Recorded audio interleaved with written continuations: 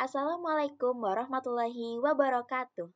Halo semuanya, kami dari kelompok 3 kelas AKM 1D013 pada kesempatan ini akan mempresentasikan materi mengenai additional valuation issues of inventory.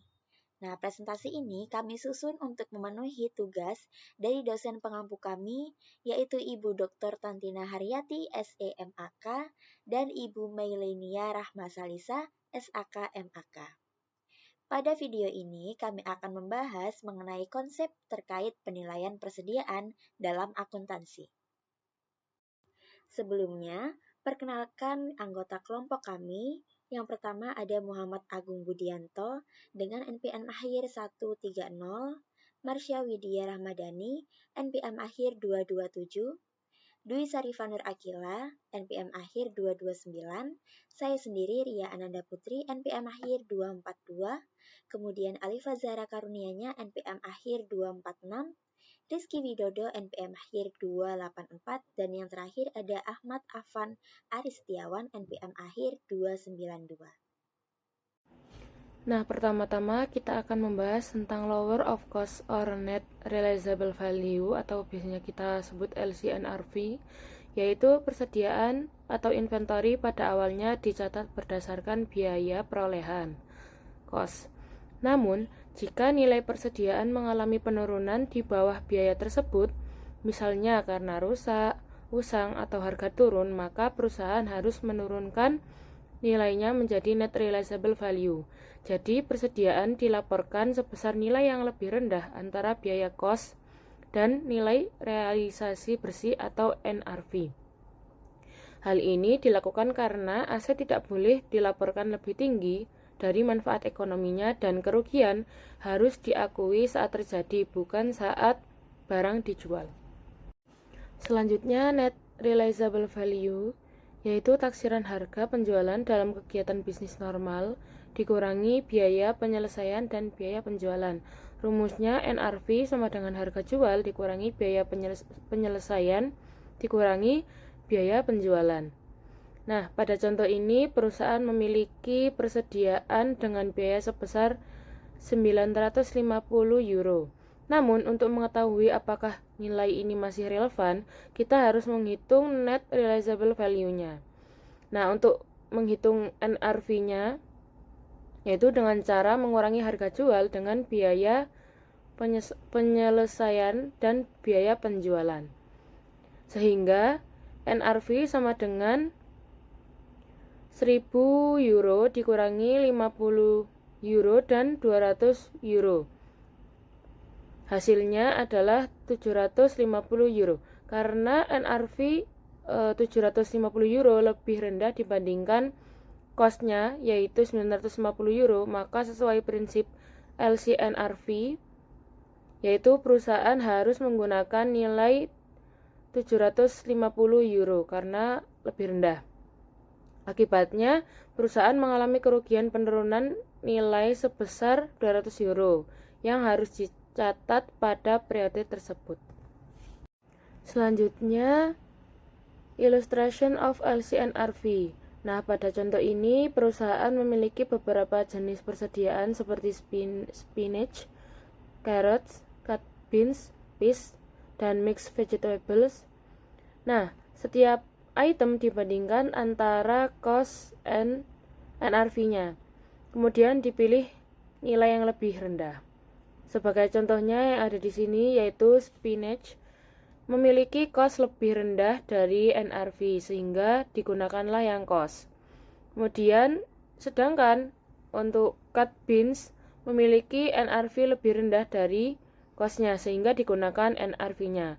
Jadi setelah semua item dibandingkan, nilai akhir persediaan adalah penjumlahan dari nilai terendah masing-masing item yaitu sebesar 384.000 yen. Selanjutnya terdapat methods of applying LCNRV. Dalam penerapannya, LCNRV dapat dilakukan dengan 3 cara. Yang pertama ada per item, yaitu setiap barang dinilai satu per satu. Nah, dalam contoh tersebut kita bandingkan satu per satu kemudian mendapatkan jumlah sebesar 384.000 yen. Nah, yang kedua per kelompok, yaitu barang sejenis digabung. Nah, dalam contoh tersebut, setelah barang sejenis digabung, kita mendapatkan 394.000 yen. Nah, yang ketiga yaitu total persediaan, yaitu seluruh barang dijumlahkan. Nah, pada contoh tersebut, ketika seluruh barang dijumlahkan, kita mendapatkan 415.000 yen. Nah, mengapa ada perbedaan ini? Ketika suatu perusahaan menggunakan pendekatan kelompok utama atau total persediaan, nilai realisasi bersih yang lebih tinggi dari biaya mengimbangi nilai realisasi bersih yang lebih rendah dari biayanya. Jadi, metode per item pada contoh tersebut atau pada metode LCNRV itu yang paling sering digunakan karena lebih akurat dan konservatif. Nah, sedangkan metode kelompok dan total bisa menghasilkan nilai lebih tinggi karena adanya saling menutupi antara kenaikan dan penurunan nilai.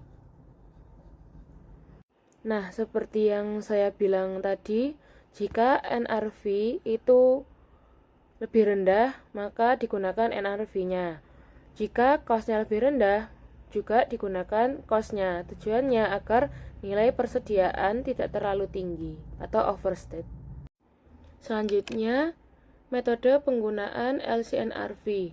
Yang pertama, dalam banyak kasus, perusahaan menetapkan harga persediaan berdasarkan item per item. Kemudian yang kedua, aturan perpajakan di beberapa negara mengharuskan perusahaan menggunakan basis item individual. Yang ketiga, pendekatan item individual memberikan penilaian terendah untuk tujuan laporan posisi keuangan. Kemudian yang terakhir, metode yang dipilih harus diterapkan secara konsisten dari satu periode ke periode lainnya. Selanjutnya, valuation of the LCNVR rule, di mana dalam aturan LCNVR ini memiliki beberapa kelemahan. Yang pertama ini ada kerugian yang diakui saat nilai aset itu turun, tetapi keuntungannya baru diakui pada saat penjualan.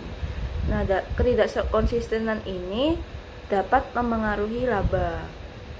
Lalu yang kedua, dalam penerapan peraturan ini membuat adanya ketidakkonsistenan dalam penilaian persediaan berdasarkan biaya perolehan pada 1 tahun dan berdasarkan nilai NRV ini pada tahun berikutnya. Lalu yang ketiga, nilai persediaan pada laporan posisi keuangan dinilai secara konservatif, tetapi dampaknya berubah-ubah, bisa konservatif dan tidak. Nah, dalam banyak pengguna laporan keuangan ini menghargai aturan LCNRV, di mana karena mereka tahu bahwa dalam aturan ini untuk mencegah persediaan itu dinyatakan terlalu tinggi. Selanjutnya, net realizable value NRV. Nah, dalam NRV ini persediaan dinilai dengan LCNRV. Tapi dalam beberapa keadaan, kalau menyimpang dari aturan LCNRV ini diperbolehkan jika yang pertama, biayanya sulit ditentukan. Yang kedua, barang mudah dipasarkan dengan harga pasar yang jelas. Yang ketiga, unit produk saling dapat dipertukarkan. Lalu ada dua situasi umum ketika NRV, nilai realisasi bersih ini digunakan sebagai dasar umum penilaian persediaan. Yang pertama ada aset pertanian, termasuk aset biologis dan hasil pertanian. Lalu yang kedua ada komoditas yang dimiliki oleh pedagang atau broker traders. Nah, selanjutnya ini adalah aset pertanian, di mana kegiatan pertanian ini menghasilkan dua jenis aset. Yang pertama ada aset biologis dan ada hasil pertanian. Aset biologis sendiri ini diklasifikasikan sebagai aset tidak lancar, yang dimana contohnya ada hewan ataupun tanaman. Nah, dalam perlakuan akuntansinya sendiri, dalam aset-aset biologis ini diukur sebesar nilai wajar dikurangi biaya jual, dan perubahan nilainya ini diakui sebagai laba rugi. Nah, yang kedua ada hasil pertanian, di mana hasil pertanian merupakan produk yang dipanen dari aset biologis. Misalnya wool dari domba, terus ada susu dari sapi, buah dari pohon buah, kapas dari tanaman kapas. Nah, perlakuan akuntansi untuk hasil pertanian ini diukur sebesar nilai wajar dikurangi biaya jual saat panen. Lalu setelah panen dicatat sebagai persediaan biasa. Oke, selanjutnya masuk pada ilustrasi, contoh ilustrasi, di mana ada Bancroft Dairy yang memproduksi susu pada tanggal 1 Januari 2019 dengan membeli 420 sapi perah seharga 460.000 euro. Nah, jadi itu adalah biaya awalnya dia membeli sapi seharga 460.000 euro. Nah, dalam satu periode tersebut terdapat perubahan sapinya, yang dimana sapinya akan tumbuh dan harganya akan naik, sehingga terdapat perubahan fair value due to growth and price change sebesar 35.000. Lalu akan dikurangi dengan hasil panen dari susu yang sudah diperah seharga 1.200 yang menghasilkan change in carrying value-nya 33.800, sehingga hasil akhir NRV-nya sendiri yaitu carrying value Januari 2022 dikurangi Januari 31 2022 sebesar 493.800. Nah, untuk mencatat perubahan dari carrying value milk ini, di mana biological asset diletakkan pada posisi debit sebesar 33.800 dan sisi kreditnya yaitu unrealized holding gain or loss income sebesar 33.800. Lalu selanjutnya ada penjurnalan untuk sapi yang sudah diperah dari periode Januari, di mana dari posisi debitnya sendiri ini adalah inventory, yaitu susunya sendiri sebesar 36.000, dan kreditnya adalah unrealized holding gains or loss income sebesar 36.000. Selanjutnya penjualan dari susu tersebut, di mana mendapatkan cash di debit sebesar 38.500. Lalu juga ada cost of goods sold sebesar 36.000 dari persediaan, di mana kreditnya itu ada persediaan susunya 36.000, juga terdapat pendapatan sebesar 38.500 hasil dari penjualan.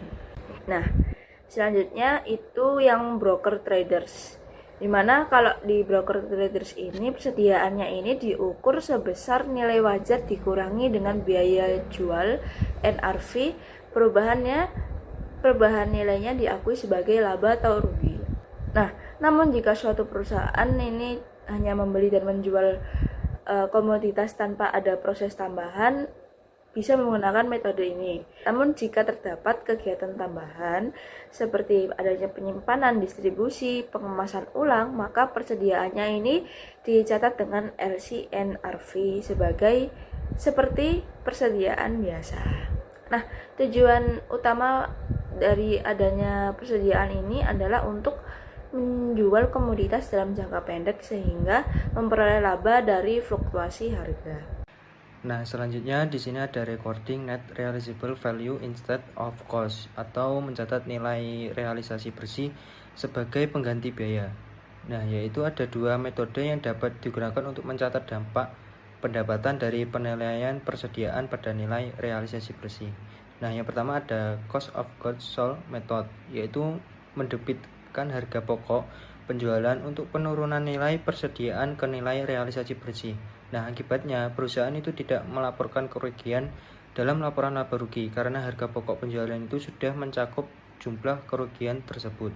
Nah, yang kedua ada loss method, yaitu mendebitkan akun kerugian untuk penurunan nilai persediaan ke nilai realisasi bersih.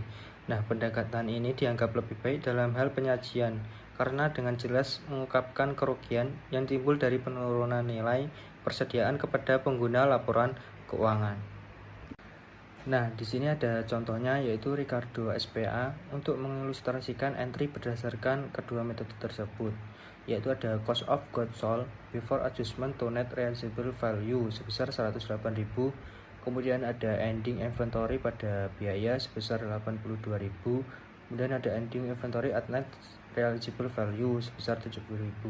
Nah, ilustrasi 9.5 ini menunjukkan entry untuk metode harga pokok penjualan atau cost of goods sold method dan loss method atau metode kerugian dengan asumsi penggunaan sistem persediaan perpetual.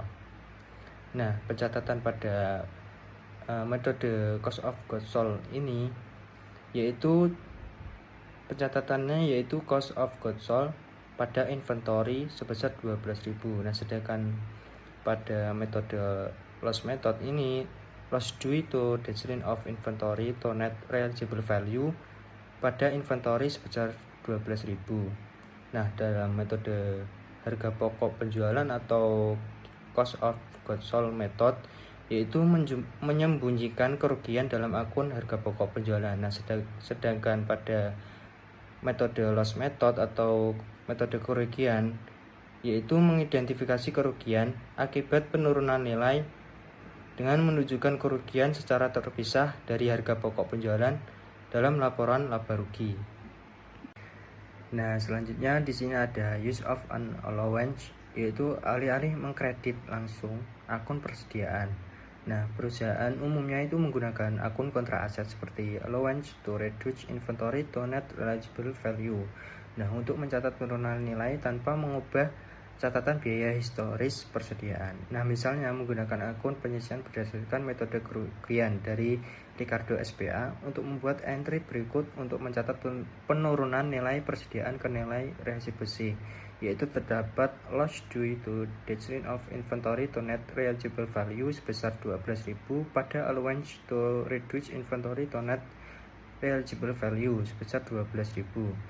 Nah, penggunaan akun penyisian menghasilkan pelaporan baik biaya maupun nilai realisasi bersih persediaan. Nah, Ricardo ini melaporkan persediaan dalam laporan posisi keuangan seperti ilustrasi 9.7, yaitu terdapat inventory at cost sebesar 82.000 dikurangi dengan allowance to reduce inventory to net realizable value sebesar 12.000 sehingga hasil dari inventory at net realizable value sebesar 70.000. Nah, kemudian ada recovery of inventory loss. Nah, yaitu pada periode setelah penurunan nilai, kondisi ekonomi itu dapat berubah sehingga nilai realisasi bersih persediaan yang sebelumnya telah diturunkan nilainya mungkin lebih besar dari biaya, atau mungkin ada bukti jelas peningkatan nilai realisasi bersih. Nah, dalam situasi ini jumlah penurunan nilai dibalikan. Nah, dengan membalikkan dibatasi pada jumlah penurunan nilai awal. Nah, di sini ada contoh yaitu Ricardo, anggaplah pada periode berikutnya itu kondisi pasar berubah sehingga nilai realisasi bersih itu meningkat menjadi 74.000. Nah, peningkatan sebesar 4.000 ini itu akibatnya hanya 8.000 yang dibutuhkan dalam penyisian. Nah, Ricardo itu membuat jurnal berikut untuk menggunakan metode kerugian, yaitu allowance to reduce inventory to net realizable value sebesar 4.000 pada recovery of inventory loss, yaitu sebesar 4.000. Nah, akun penyisian itu kemudian disesuaikan pada periode berikutnya. Nah, sehingga persediaan itu dilaporkan pada LCNRF, yaitu menunjukkan evaluasi nilai realisasi bersih dan pengaruh penyesuaian nilai realisasi bersih terhadap pendapatan, yaitu seperti ilustrasi 9.8, yaitu pada tanggal 31 Desember 2022. Persediaan pada biayanya yaitu sebesar 188.000. Kemudian persediaan pada nilai realisasi bersihnya sebesar 176.000. Kemudian jumlah yang dibutuhkan dalam akun cadangannya yaitu 12.000. Kemudian penyesuaian saldo akun pada penyisian sebesar 12.000, sehingga pengaruh terhadap laba bersihnya yaitu decrease atau mengurangi. Kemudian pada 31 Desember 2023 persediaan pada biayanya 194.000, persediaan pada nilai realisasi bersih sebesar 187.000. Kemudian jumlah yang dibutuhkan dalam akun cadangan sebesar 7.000. Kemudian penyesuaian saldo akun penyisian sebesar 5.000, sehingga pengaruh terhadap laba bersihnya yaitu increase atau meningkatkan. Kemudian pada 31 Desember 2024 yaitu persediaan pada biaya 173.000, persediaan pada nilai realisasi bersih sebesar 174.000. Kemudian jumlah yang dibutuhkan dalam akun cadangan yaitu 0. Kemudian penyesuaian saldo akun penyisian sebesar 7.000, sehingga pengaruh terhadap laba bersihnya yaitu increase atau meningkatkan. Kemudian pada tanggal 31 Desember 2025 persediaan pada biaya 182.000. Kemudian persediaan pada nilai realisasi bersih sebesar 180.000. Jumlah yang dibutuhkan dalam akun cadangannya yaitu sebesar 2.000. Kemudian penyesuaian saldo akun penyisian sebesar 2.000, sehingga pengaruh terhadap laba bersih yaitu decrease atau mengurangi. Nah, jika harga turun, perusahaan itu mencatat penurunan nilai tambahan. Nah, jika harga naik, perusahaan itu mencatat peningkatan pendapatan. Nah, sehingga kita dapat menganggap peningkatan bersih sebagai pemilihan kerugian itu yang telah diakui sebelumnya. Dalam keadaan apapun, persediaan itu tidak boleh dilaporkan dengan nilai di atas biaya awal. Nah, kemudian untuk menghitung inventory ada dua basis, yaitu yang pertama ada nilai jual relatif berdiri sendiri atau biasa disebut relative standalone sales value. Nah, di sini itu biasanya digunakan saat membeli barang berbagai item dalam satu lump sum purchase. Jadi, di sini biasanya harganya itu sudah berbentuk suatu paketan. Nah, kemudian di sini ada ilustrasinya, yaitu Woodland Developers itu membeli tanah atau lahan seharga $1 juta. Nah, lahan ini itu akan dibagi menjadi 400 kafling. Kemudian kafling-kafling ini itu memiliki ukuran dan juga bentuk yang berbeda, yang mana ini dikelompokkan menjadi beberapa kategori, yaitu A, B, dan C. Nah, di sini Woodland ini ingin menjual kafling-kafling tersebut. Nah, perusahaan ini itu mengalokasikan biaya pembelian sebesar $1 juta ke kafling yang terjual dan juga kafling yang tersisa. Nah, kemudian di sini kita disuruh untuk menghitung biaya kafling yang terjual dan laba kotor. Perhitungannya sebagai berikut. Nah, di sini karena perusahaan menggunakan relative standalone, jadi perhitungannya sebagai berikut. Nah, tadi kan untuk pembagian kaflingnya itu ada 3 kategori, yaitu kategori A, B, dan C. Nah, di sini masing-masing memiliki bagian yang berbeda-beda juga, yaitu kategori A sebesar 100 lot, kategori B sebesar 100 lot, dan kategori C sebesar 200 lot. Nah, kemudian di sini untuk sales price per lotnya itu kategori A sebesar 10.000, kategori B 6.000, dan juga kategori C 4.500. Nah, kemudian kita hitung total sales price-nya. Nah, di sini itu perhitungannya dari number of lots dikali dengan sales price per lot. Jadi 100 dikali dengan 10.000. Hasilnya $1 juta. Nah, kemudian untuk kategori B itu 100 dikali 6.000, yaitu 600.000. Kemudian yang C itu 200 dikali dengan 4.500, yaitu sebesar 900.000.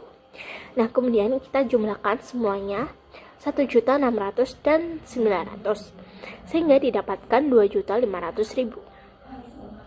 Nah, kemudian untuk relative sales price, nah ini itu sebenarnya dari 1 juta dibagi 2.500.000. Namun di sini bentuknya disederhanakan, jadi 100 dibagi dengan 250. Nah, kemudian untuk kategori B juga sama, itu dari 600 dibagi 2.500.000 hasil dari total sales price-nya, sehingga disederhanakan menjadi 60 dibagi 250. Nah, kemudian yang C ini sama juga dari 900 dibagi dengan 2.500.000, sehingga didapatkan 90 dibagi dengan 250. Nah, kemudian untuk total cost yang tadi sudah diketahui sebesar 1 juta, sehingga untuk cost allocation to lots-nya ini dihasilkan dari 100 dibagi dengan 250 dan dikalikan dengan 1 juta. Nah, sehingga didapatkan di sini 400, untuk kategori B ini 240, dan juga untuk kategori C 360. Nah, sehingga di total semuanya hasilnya adalah 1 juta. Nah, untuk cost per lotnya ini adalah dari, tinggal kita cari, yaitu 400.000 dibagi dengan number of lots, yaitu 100, sehingga didapatkan 4.000. Untuk kategori B 240.000 dibagi dengan 100 juga, hasilnya 2.400, dan kategori C 360 dibagi dengan 200, sehingga didapatkan 1.800.000. Nah, kemudian ini itu dipakai untuk menghitung dari perhitungan yang di bawah ini. Jadi perbandingan itu kita masukkan ke dalam tabel yang ada di bawah. Nah, di sini sama, lots-nya ada 3 kategori A, B, dan C. Kemudian untuk number of lots-nya itu ada 77, 80, dan juga 100.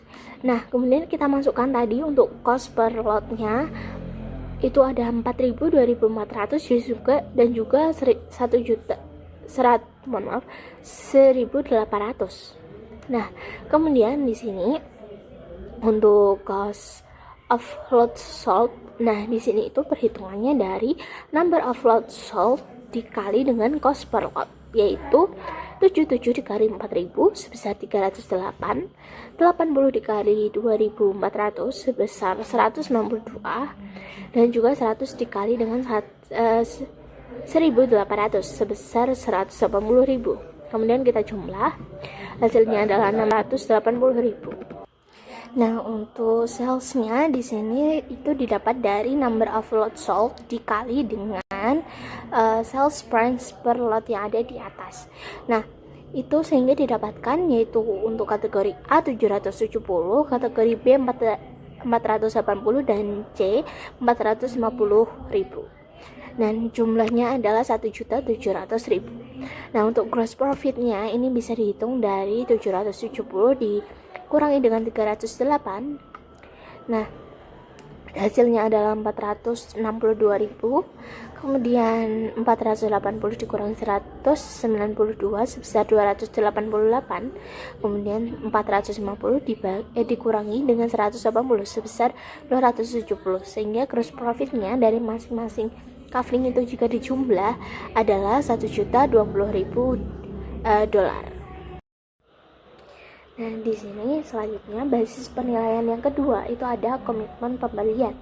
Nah, pada umumnya penjual itu tetap memiliki hak milik atas barang dagangan tersebut karena ini hanya sebatas komitmen saja, belum ada transaksi yang secara jelas bahwa ada transaksi jual dan beli. Nah, sehingga di sini barang dagang tersebut masih milik dari si penjual. Kemudian pembeli tidak mengakui aset dan kewajiban apapun. Karena kan tadi tidak ada transaksi apapun ya, masih hanya sebatas perjanjian atau komitmen saja bahwa nanti aku akan membeli barangmu. Misalnya seperti itu.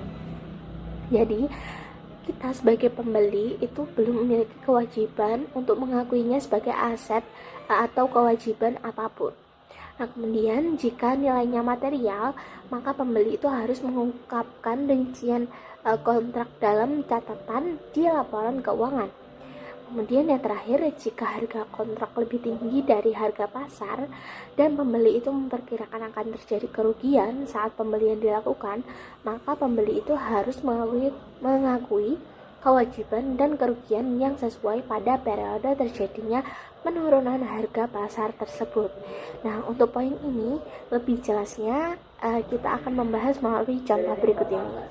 Nah, contohnya seperti berikut.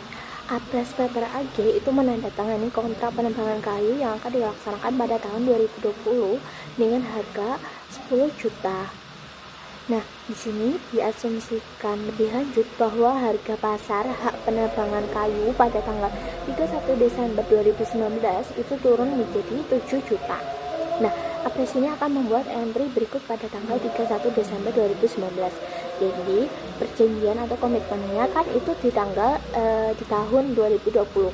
Namun di 2019, 1 tahun sebelum itu, ada penurunan harga sebesar 7 juta. Nah, di sini berarti akunnya atau entry journalnya itu ada unrealized holding gain or loss. Nah, ini itu adalah salah satu akun yang mempengaruhi income. Nah, kemudian kita tulis di sini 3 juta. 3 juta itu dari mana? Itu dari selisih dari 10 juta dikurangi dengan 7 juta. Yaitu harga di tahun 2019. Sehingga kita tuliskan untuk unrealized ini 3 juta dan juga purchase commitment liability. Seperti yang dikatakan tadi bahwa liabilitas itu sudah diakui. Jadi di jurnalnya kita tulis ada purchase commitment liability sebesar 3 juta juga. Nah, di sini ternyata misalnya ada ilustrasi seperti yang di atas. Ketika Apres menebang kayu pada tahun 2020, yaitu tahun yang dimana dia sebenarnya komitmen itu akan dilaksanakan, itu ternyata benar biayanya 10 juta. Nah, maka perusahaan itu akan membuat suatu entry journal seperti berikut ini, yang mana ternyata kan benar uang yang dikeluarkan itu 10 juta, jadi masuk ke cash yang dikredit. Nah, kemudian kita kurangkan dengan liabilitas yang sudah diakui sebelumnya, yaitu 3 juta, sehingga nominal sisanya itu masuk ke dalam purchase inventory, yaitu sebesar 7 juta. Yang kemudian misalnya nih, Apres diizinkan untuk mengurangi harga kontrak, dan dengan demikian komitmennya itu sebesar 1 juta saja, jadi dikurangi 1 juta. Maka kita tinggal balik jurnal yang tadi sempat kita hitung pada saat sebelumnya, itu kita tinggal kurangkan, yang mana purchase commitment liability itu berada di atas sebesar 1 juta dan kreditnya adalah unrealized holding gain or loss income sebesar 1 juta juga. Selanjutnya, kita akan membahas mengenai metode laba kotor atau gross profit method untuk mengestimasi persediaan. Nah, secara definisi, gross profit method adalah prosedur yang digunakan untuk mengestimasi nilai persediaan akhir tanpa harus melakukan penghitungan fisik secara langsung atau stock of name. Nah, terdapat beberapa kondisi tertentu yang membuat metode ini sangat relevan untuk digunakan perusahaan. Yang pertama, saat perusahaan perlu menyusun laporan keuangan interim atau sementara yang dimana itu dibutuhkan secara cepat. Nah, yang kedua, ketika perusahaan dalam situasi darurat di mana penghitungan fisik itu tidak mungkin untuk dilakukan, seperti ketika terjadi bencana alam atau kebakaran yang menyebabkan catatan fisik persediaan itu hilang. Dan metode ini akan bekerja berdasarkan asumsi historis, di mana metode ini meyakini bahwa persentase laba kotor pada periode berjalan akan konsisten atau sama dengan persentase laba kotor pada periode-periode sebelumnya. Setelah kita tahu apa itu gross profit, sekarang kita akan membahas mengenai bagaimana cara menghitung persentasenya. Di sini, gross profit memiliki dua pendekatan. Yang pertama berdasarkan harga jual atau selling price, dan yang kedua berdasarkan harga pokok atau cost. Nah, yang pertama mencari gross profit berdasarkan selling price. Pertama, jika kita tahu berapa persen markup dari modalnya, jika kita ingin mengetahui berapa sih sebenarnya persentase laba dari harga jual kita bisa menggunakan rumus gross profit on selling price sama dengan markup on cost dibagi 100% ditambah markup on cost. Jadi kalau ada di contoh, misalnya markup kita itu ada 25%. Nah, kita masukkan ke rumus jadinya 0,25 dibagi dengan 1 ditambah 0,25. Maka hasilnya nanti ketemu 0,20 atau 20%. Nah, artinya di sini jika kita naikkan harga 25% dari modal, sebenarnya kita hanya mengambil untung sebesar 20% saja dari harga jual akhir. Nah, yang kedua, mencari persentase markup on cost. Ini kebalikannya, jika kita sudah ditentukan, ingin mengambil laba 25% dari harga jual. Nah, kira-kira berapa persen yang kita harus naikkan harganya dari modal awal? Nah, kita bisa pakai rumus markup gross profit berdasarkan harga pokok atau cost sama dengan gross profit on selling price dibagi dengan 100% dikurangi dengan gross profit on selling price. Nah, dari angka yang kita ketahui tadi, kita masukkan ke rumus 0,25 dibagi dengan 1 dikurangi 0,25.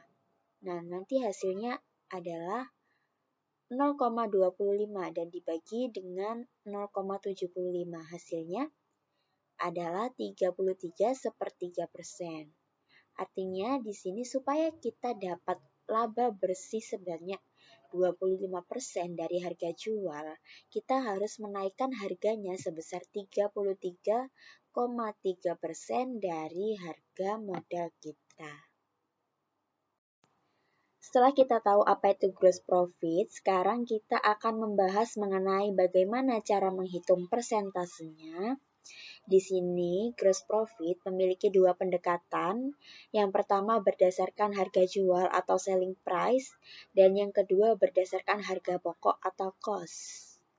Nah, yang pertama mencari gross profit berdasarkan selling price. Pertama, jika kita tahu berapa persen markup dari modalnya, jika kita ingin mengetahui berapa sih sebenarnya persentase laba dari harga jual kita bisa menggunakan rumus gross profit on selling price sama dengan markup on cost dibagi 100% ditambah markup on cost. Jadi, kalau ada di contoh, misalnya markup kita itu ada 25%. Nah, kita masukkan ke rumus jadinya 0,25 dibagi dengan 1 ditambah 0,25. Maka hasilnya nanti ketemu 0,20 atau 20%. Nah, artinya di sini jika kita naikkan harga 25% dari modal, sebenarnya kita hanya mengambil untung sebesar 20% saja dari harga jual akhir. Nah, yang kedua, mencari persentase markup on cost. Ini kebalikannya, jika kita sudah ditentukan, ingin mengambil laba 25% dari harga jual. Nah, kira-kira berapa persen yang kita harus naikkan harganya dari modal awal? Nah, kita bisa pakai rumus markup gross profit berdasarkan harga pokok atau cost sama dengan gross profit on selling price dibagi dengan 100% dikurangi dengan gross profit on selling price. Nah, dari angka yang kita ketahui tadi, kita masukkan ke rumus 0,25 dibagi dengan 1 dikurangi 0,25. Nah, nanti hasilnya adalah 0,25 dan dibagi dengan 0,75. Hasilnya adalah 33/3%. Artinya di sini supaya kita dapat laba bersih sebanyak 25% dari harga jual, kita harus menaikkan harganya sebesar 33,3% dari harga modal kita. Sekarang kita masuk ke langkah penyelesaiannya. Yang pertama kita lihat pada bagian A terlebih dahulu. Di sini kita menggunakan asumsi gross profit 25% dari selling price atau penjualan. Yang pertama kita hitung terlebih dahulu modal barang kita, di mana persediaan awal sebesar 160.000 euro ditambahkan pembelian bersih sebesar 640 euro dikurangi dengan diskon 12.000 dan ditambah biaya angkut 30.000 euro, maka total barang yang tersedia di gudang kita nilainya adalah 818.000 euro. Nah, lalu kita berapa penjualan bersih kita dari total sales 1 juta euro dikurangi dengan retur 70.000 euro, jadi net sales kita adalah 930.000 euro. Nah, karena labanya 25% dari penjualan, tinggal kita kalikan 25% dari 930 euro adalah 232.500 euro. Nah, jika penjualan bersih kita dikurangi dengan laba ini, kita dapat harga pokok barang yang terjual yaitu 697.500.000 euro. Jadi, dari barang senilai 818.000 euro yang terjual adalah senilai 697.500 euro, sisanya yaitu 120.500 euro. Adalah estimasi persediaan akhir kita. Nah, untuk bagian yang B, kita harus terlebih dahulu mengubah 25% menjadi 25% dari cost menjadi 25% sales menggunakan rumus 25% dibagi dengan 100% ditambah 25%.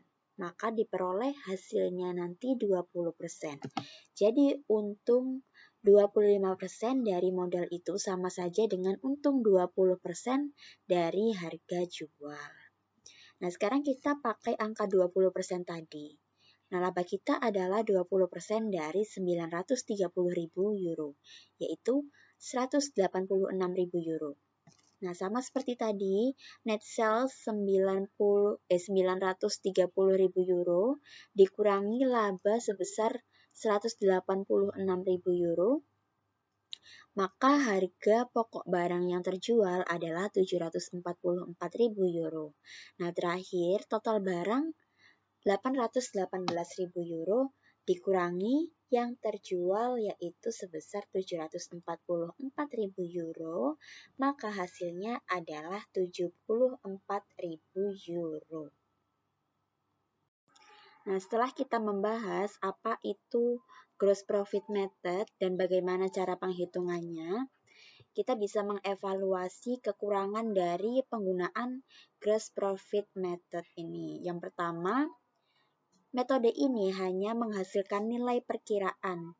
Jadi, angka persediaan akhir yang kita dapat itu sifatnya adalah estimasi, bukan angka real atau angka pasti yang benar-benar ada di gudang saat itu.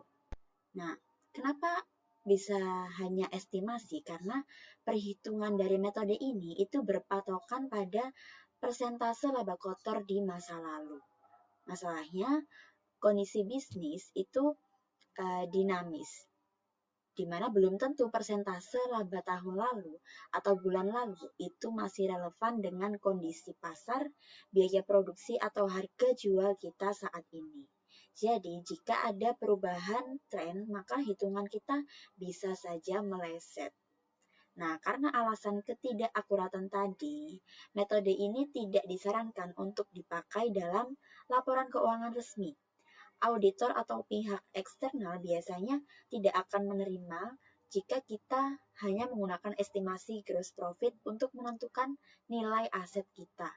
Makanya, jika kita merujuk ke standar IFRS, kita tetap diwajibkan untuk melakukan yang namanya stock of name atau pengecekan fisik secara langsung. Jadi, metode gross profit itu posisinya hanya sebagai alat bantu verifikasi tambahan atau untuk pengecekan internal yang cepat saja, tetapi tetap harus divalidasi dengan hitungan fisik yang nyata. Oke, selanjutnya saya akan menjelaskan tentang konsep retail method. Konsep retail method menjelaskan khususnya tentang markup dan markdown dalam penentuan harga barang di toko. Markup adalah kenaikan harga dari harga jual awal, sedangkan markup cancellation adalah penurunan harga dari markup yang sudah ditambahkan sebelumnya. Markdown adalah penurunan harga dari harga jual, biasanya karena faktor seperti persaingan, barang rusak, overstock, atau penurunan permintaan. Markdown selection terjadi ketika harga yang sudah diturunkan dinaikkan kembali sebagian. Selanjutnya yaitu retail inventory method dengan markup dan markdown dengan menggunakan metode konvensional. Nah, retail itu menggunakan konsep markup dan markdown dalam mengembangkan penilaian persediaan yang tepat di akhir periode akuntansi. Untuk mendapatkan angka persediaan yang sesuai, perusahaan harus memberikan perlakuan yang tepat terhadap markup, pembatalan markup, markdown, dan pembatalan markdown. Nah, di samping itu pada contoh 9.18 infusion dapat menghitung persediaan akhir berdasarkan harga perolehan menggunakan dua asumsi, yaitu yang pertama asumsi A dan yang kedua asumsi B dengan menggunakan rumus persediaan akhir pada harga eceran dikali rasio biaya menjadi nilai persediaan akhir. Nah, yang pertama asumsi A yaitu menghitung rasio biaya setelah kenaikan harga dan pembatalan kenaikan harga tetapi sebelum penurunan harga. Nah, yang kedua asumsi B menghitung rasio biaya setelah kenaikan dan penurunan harga dan pembatalan. Nah, di samping itu terdapat contohnya ya. Selanjutnya yaitu metode persediaan retail termasuk penurunan harga dengan menggunakan metode biaya. Salah satu pendekatan hanya menggunakan asumsi A rasio biaya yang menggunakan markup tetapi tidak markdown. Pendekatan ini mendekati nilai terendah antara biaya rata-rata atau nilai realisasi bersih. Kita akan menyebutkan pendekatan ini sebagai metode persediaan retail konvensional atau LCNRV. Untuk memahami mengapa metode ini hanya mempertimbangkan kenaikan harga atau biasa disebut markup, bukan penurunan harga atau biasanya disebut markdown dalam presentasi biaya, Anda harus memahami bagaimana bisnis retail beroperasi. Kenaikan harga biasanya menunjukkan peningkatan nilai jual barang. Di sisi lain, penurunan harga berarti penurunan nilai guna barang tersebut. Oleh karena itu, untuk memperkirakan lower cost of realization value, kita akan menganggap penurunan harga sebagai kerugian saat ini, dan karenanya tidak ada memasukkannya dalam perhitungan rasio biaya terhadap harga eceran. Nah, di samping tersebut terdapat contohnya, yaitu dengan menggunakan rumus biaya terhadap harga eceran sama dengan rasio dibagi persediaan akhir harga eceran. Nah, di bawahnya itu persediaan akhir harga pokok. Kalau mencari persediaan akhir harga pokok yaitu persediaan akhir harga eceran dikali biaya terhadap harga eceran tersebut. Selanjutnya yaitu metode inventaris retail tidak termasuk diskon dengan menggunakan metode konvensional. Pendekatan ini mencerminkan biaya rata-rata dari dua item komoditas tanpa mempertimbangkan kerugian pada satu item. Metode ini menilai persediaan akhir sebesar 10 euro jika potongan harga tidak dipertimbangkan dalam rasio biaya terhadap harga eceran.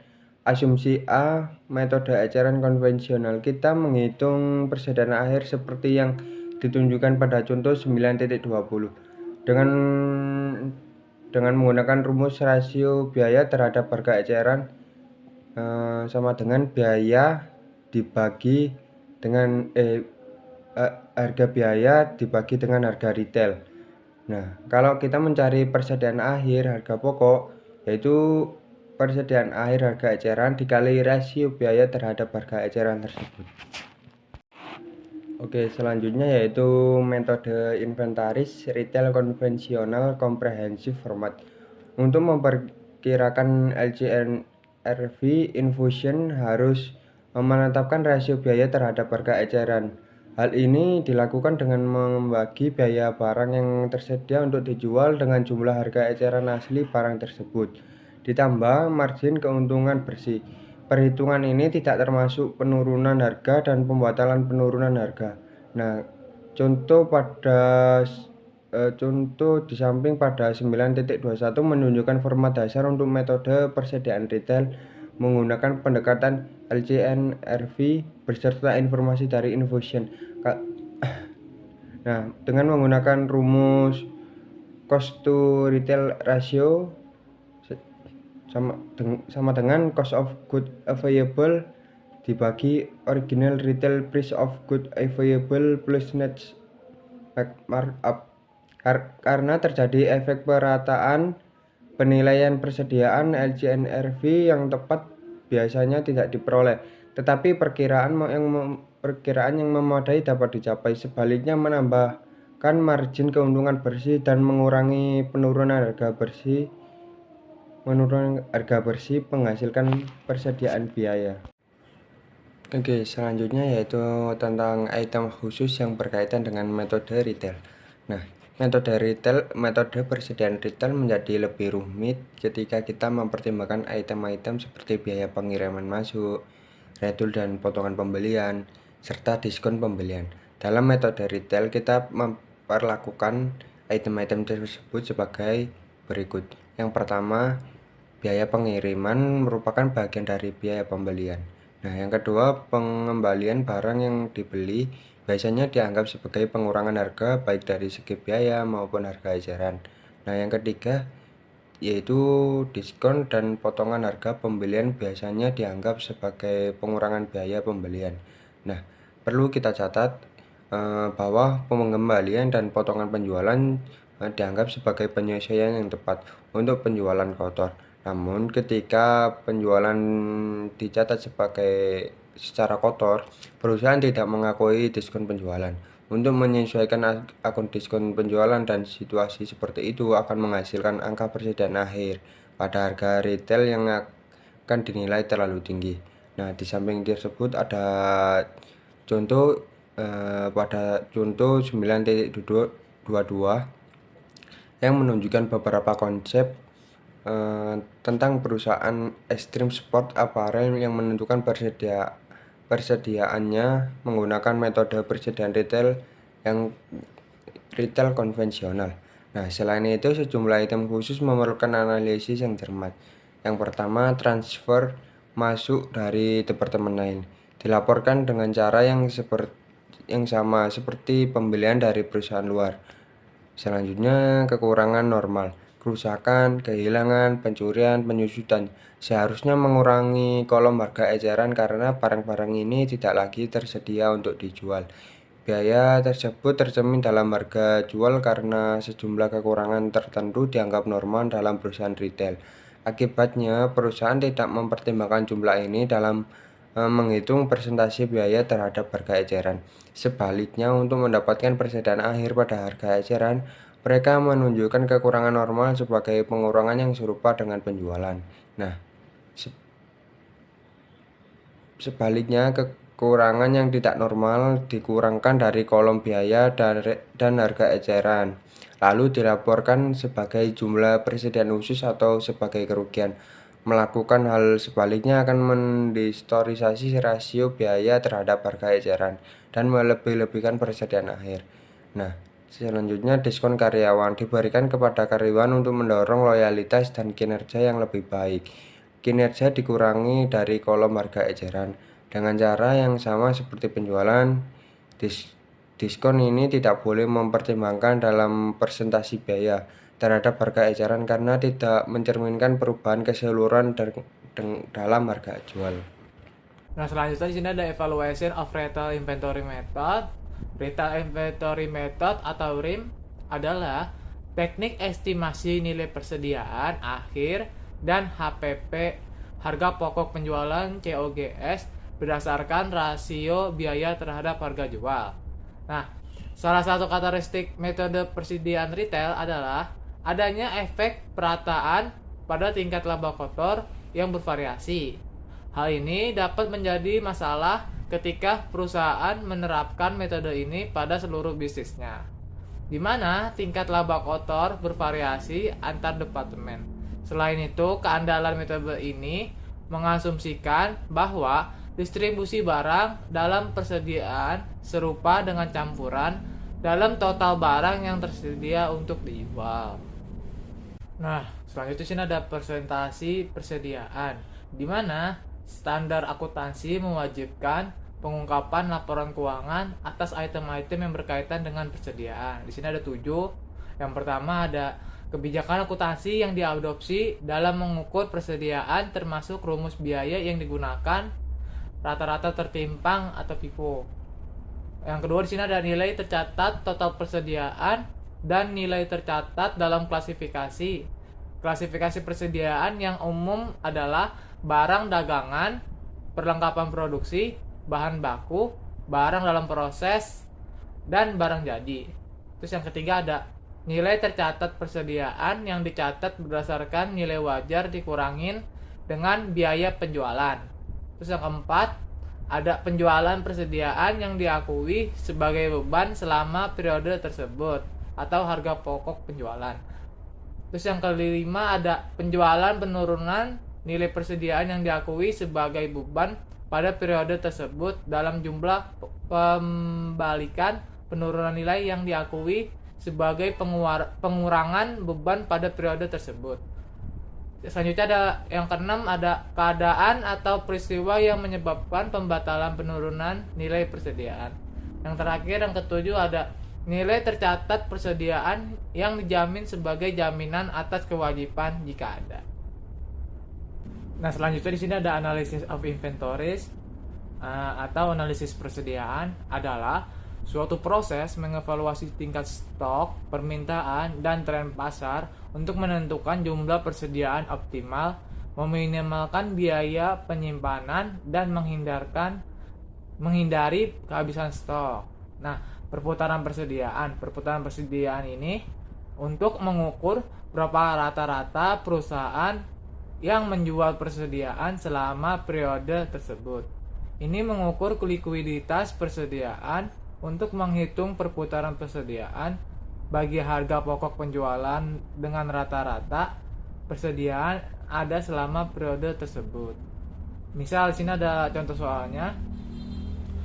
Contoh soal dari perputaran persediaan yaitu di sini ada dalam laporan tahunan 2019 Tate dan Lili melaporkan persediaan awal sebesar 419 juta euro, persediaan akhir sebesar 434 juta euro, dan biaya barang terjual sebesar 1.621 juta euro. Untuk tahun tersebut, hitunglah perputaran persediaan Tate dan Lili pada tahun 2019. Di sini kita bisa ada rumusnya perputaran persediaan, yaitu di sini ada harga pokok penjualan dibagi persediaan rata-rata. Nah, kita bisa masukkan angkanya. Harga pokok penjualan di sini ada 1.621 euro dibagi sama